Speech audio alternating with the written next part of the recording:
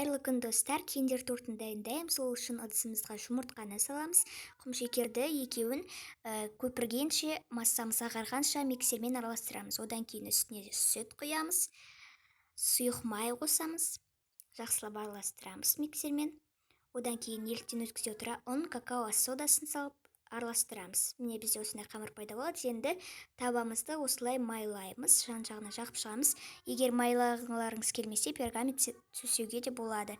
Енді қамырымызды салып 200 градуста қызып тұрған пеште 10-15 минуттай пісіріп аламыз. Менде 10 минутта пісті. Жан-жағын осылай түзулеп шығамыз. Оған дейін желатинімізге ыстық су құйып қойамыз. Оған дейін крем дайындаймыз. Сливкиге творожный сырмен құмшекерді қосып араластырамыз. Одан кейін оны мешокқа саламыз. Сосын корждарымызды суытуды ұмыт кетпеңіздер. Міне осылай жағып аламыз. Бағанағы кремге желатинді қоса отыра араластыруды ұмытпаңыздар.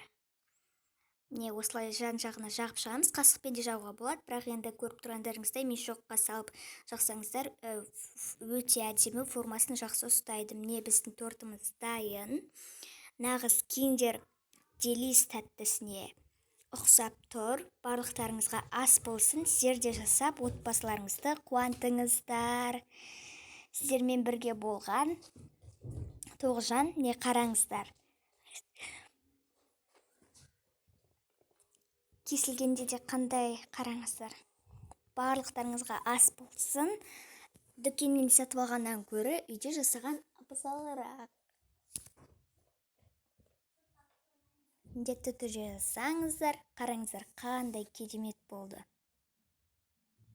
Маған дәмі, шынымды айтсам, өте қатты ұнады, сөз жоқ. Сіздермен бірге болған Тоғжан. Келесі видеода кездескенше қош сау болыңыздар. Егер видео ұнаса, лайк басып достарыңызға таратып, соңына дейін қарап, өз пікірлеріңізді қалдыруды ұмытпаңыздар. Қош сау болыңыздар.